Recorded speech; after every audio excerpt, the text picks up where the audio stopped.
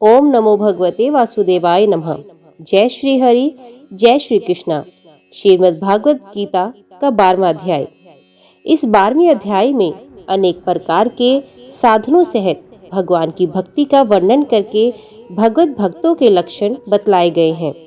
इसका उपकरण और उपसंहार भगवान की भक्ति में ही हुआ है।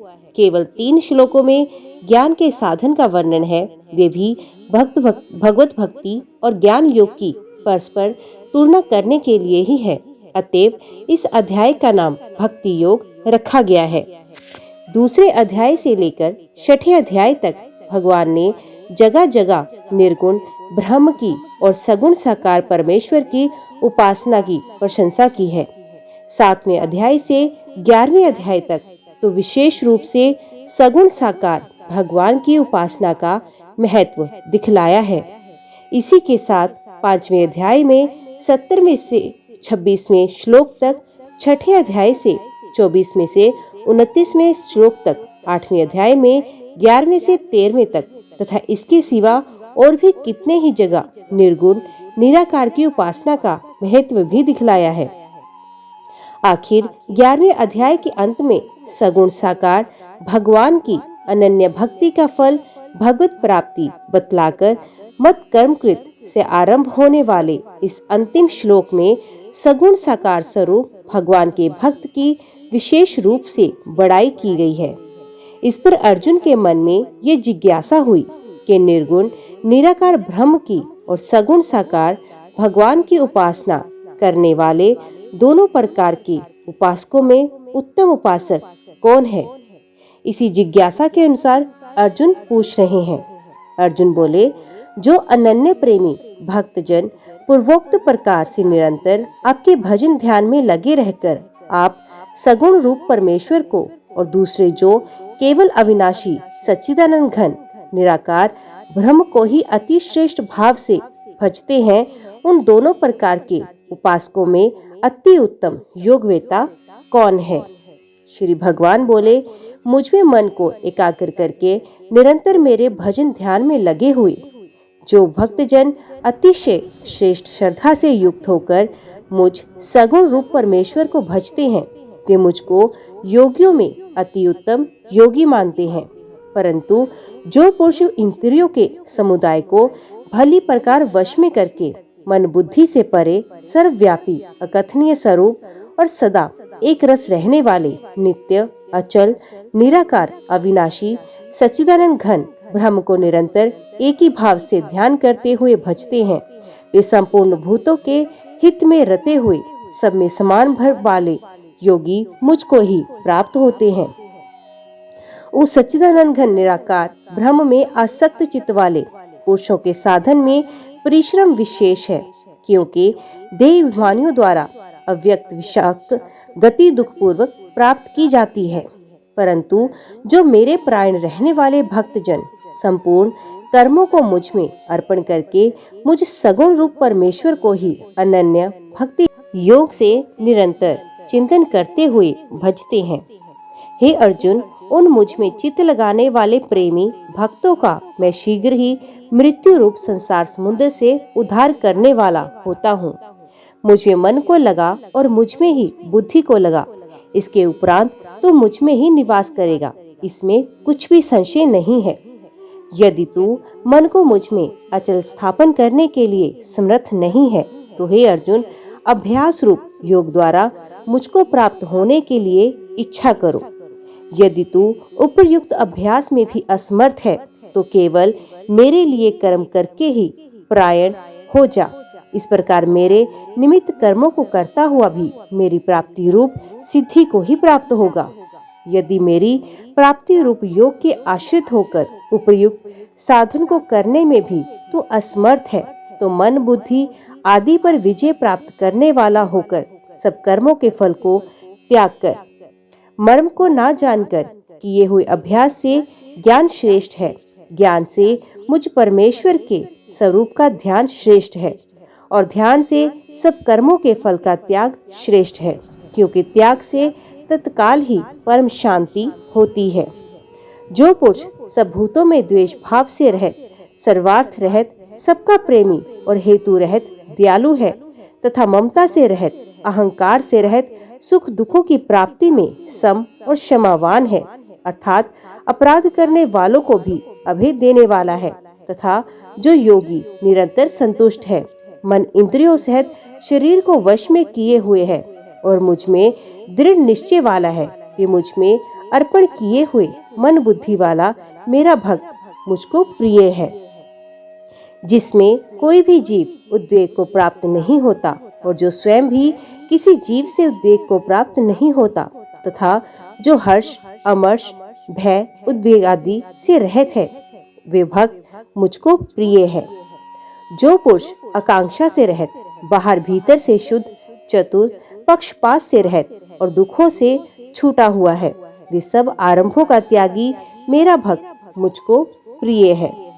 जो ना कभी हर्षित होता है, न द्वेष करता है, न शोक करता है, न कामना करता है तथा जो शुभ और अशुभ संपूर्ण कर्मों का त्यागी है, वे भक्ति युक्त पुरुष मुझको प्रिय है। जो शत्रु मित्र में और मान अपमान में सम है तथा सर्दी गर्मी और सुख दुख आदि द्वंद्वों में सम है और आसक्ति से रहित है। जो निंदा स्तुति को समान समझने वाला, मननशील और जिस किसी प्रकार से भी शरीर का निर्वाह होने में सदा ही संतुष्ट है और रहने के स्थान में ममता और आसक्ति से रहित है, स्थिर बुद्धि भक्तिमान पुरुष मुझको प्रिय है। परंतु जो श्रद्धा पूर्वक पुरुष मेरे प्राण होकर इस ऊपर कहे हुए धर्म में अमृत को निष्काम प्रेम भाव से सेवन करते हैं, वे भक्त मुझको अतिशय प्रिय हैं। ओम नमो भगवते वासुदेवाय नमः। श्रीमद् भागवत गीता 13वां अध्याय। क्षेत्र और क्षेत्रज्ञ परस्पर अत्यंत विलक्षण है, केवल अज्ञान से ही इन दोनों की एकता सी हो रही है। क्षेत्र जड़, विकारी, क्षणिक और नाशवान है एवं क्षेत्रज्ञ चेतन, ज्ञान स्वरूप, निर्विकार, नित्य और अविनाशी है। इस अध्याय में क्षेत्र और क्षेत्रज्ञ दोनों के स्वरूप का उपयुक्त प्रकार से विभाग किया गया है, इसलिए इसका नाम क्षेत्र क्षेत्रज्ञ विभाग योग रखा गया है। 12वें अध्याय के आरंभ में अर्जुन ने सगुण और निर्गुण के उपासकों की श्रेष्ठता के विषय में प्रश्न किया था। उसका उत्तर देते हुए भगवान ने दूसरे श्लोक में संक्षेप में सगुण उपासकों की श्रेष्ठता का प्रतिपादन करके तीसरे से 5वें श्लोक तक निर्गुण उपासना का स्वरूप, उसका फल और देह अभिमानियों के लिए उसके अनुष्ठान में कठिनता का निरूपण किया। तदंतर 6 से 20वें श्लोक तक सगुण उपासना का महत्व, फल, प्रकार आदि भक्तों के लक्षणों का वर्णन करते करते ही अध्याय की समाप्ति हो गई। निर्गुण का तत्व, महिमा और उसकी प्राप्ति के साधनों को विस्तार पूर्वक नहीं समझाया गया। अतएव निर्गुण निराकार का तत्व अर्थात ज्ञान योग का विषय भली भांति समझाने के लिए 13वें अध्याय का आरंभ किया जाता है। इसमें पहले भगवान क्षेत्र यानी के शरीर तथा क्षेत्रज्ञ यानी के आत्मा के लक्षण बतलाते हैं। श्री भगवान बोले, हे अर्जुन, ये शरीर क्षेत्र इस नाम से कहा जाता है और इसको जानता है, इसको क्षेत्रज्ञ इस नाम से उनके तत्व को जानने वाला ज्ञानी जन कहते हैं। हे अर्जुन, तुम सब क्षेत्रों में क्षेत्रज्ञ अर्थात जीवात्मा भी मुझ में ही जान और क्षेत्र क्षेत्रज्ञ को अर्थात विकार सहित प्रकृति और पुरुष का जो तत्व से जानना है वे ज्ञान है, ऐसा मेरा मत है। वे क्षेत्र जो और जैसा है तथा जिन विकारों वाला है और जिस कारण से जो हुआ है तथा वे क्षेत्रज्ञ भी जो और जिस प्रभाव वाला है, ये सब संक्षेप में मुझसे सुन।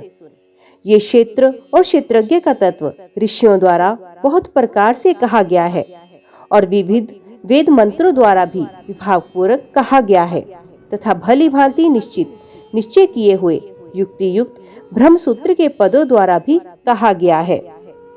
5 महाभूत, अहंकार, बुद्धि और मूल प्रकृति भी तथा 10 इंद्रियां, 1 मन और 5 इंद्रियों के विषय अर्थात शब्द, स्पर्श, रूप, रस और गंध तथा इच्छा, द्वेष, सुख, दुख, स्थूल देह का पिंड, चेतना और धृति, इस प्रकार विकारों के सहित ये क्षेत्र संक्षेप में कहा गया है।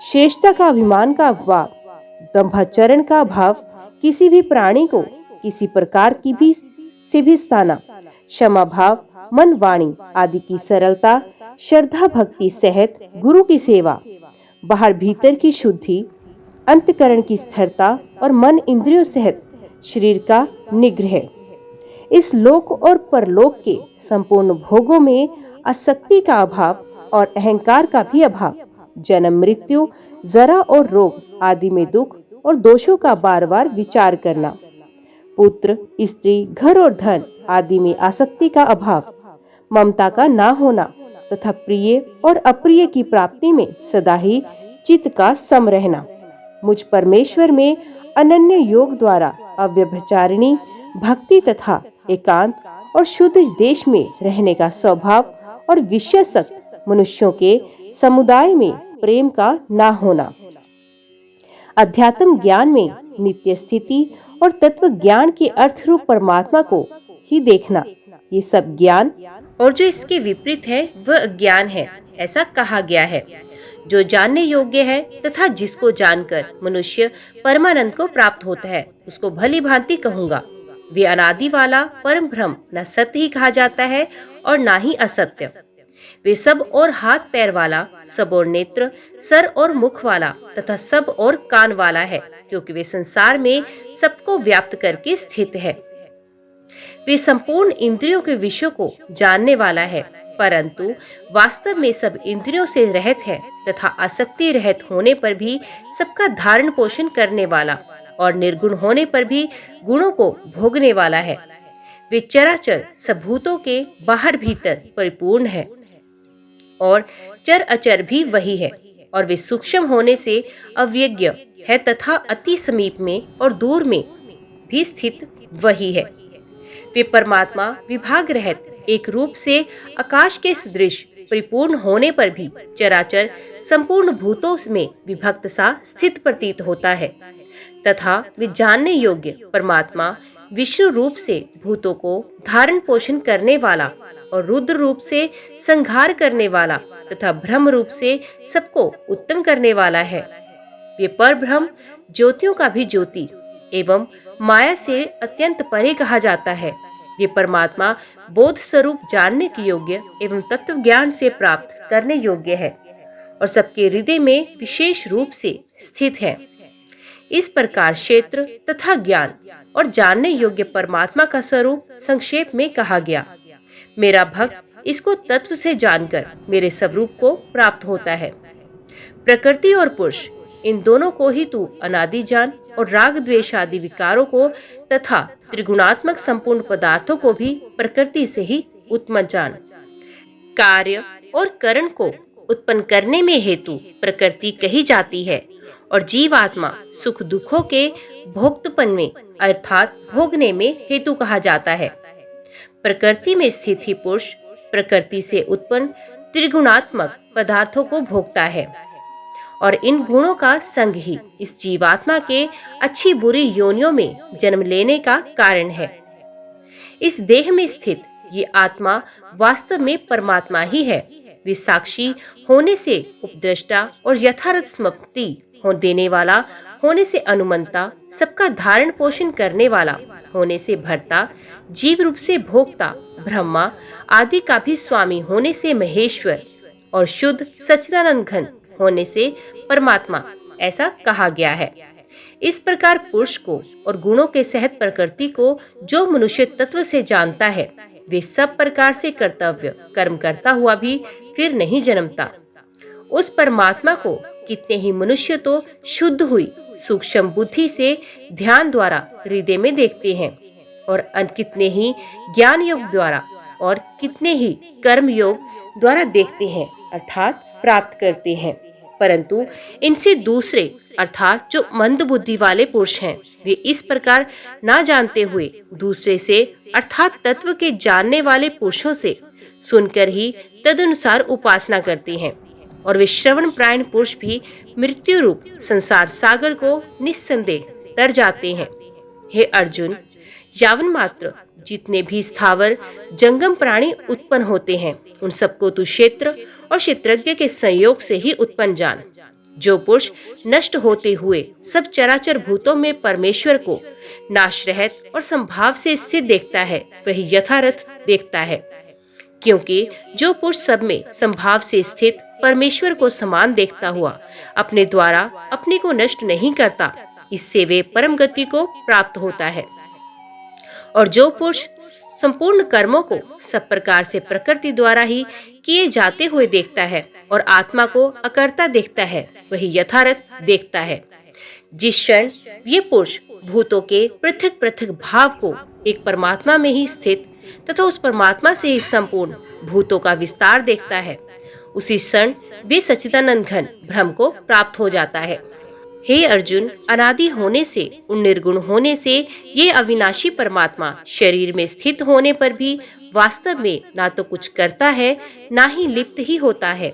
जिस प्रकार सर्वत्र व्याप्त आकाश सूक्ष्म होने के कारण लिप्त नहीं होता, वैसे ही देह में सर्वत्र स्थित आत्मा निर्गुण होने के कारण देह के गुणों से लिप्त नहीं होती। हे अर्जुन, जिस प्रकार एक ही सूर्य इस संपूर्ण ब्रह्मांड को प्रकाशित करता है, उसी प्रकार एक ही आत्मा संपूर्ण क्षेत्र को प्रकाशित करती है। इस प्रकार क्षेत्र और क्षेत्रज्ञ के भेद को तथा कार्य सहित प्रकृति से मुक्त होने को जो पुरुष ज्ञान नेत्रों द्वारा तत्व से जानते हैं, वे महात्मा जन परम ब्रह्म परमात्मा को प्राप्त होते हैं। ओम नमो भगवते वासुदेवाय नमः। श्रीमद् भागवत गीता का 13वां अध्याय यहाँ पर समाप्त होता है। उम्मीद करती हूँ वीडियो आपको पसंद आई होगी। वीडियो पसंद आई हो तो वीडियो को लाइक और चैनल को सब्सक्राइब जरूर कीजिएगा। जय श्री हरि लिखकर कमेंट बॉक्स में अपनी हाजिरी और अपने सुझाव देना ना भूलिएगा। तो मिलते हैं अगले अध्याय के साथ। तब तक के लिए देखते व सुनते रहिए। जय मां कंजक, जय माता दी।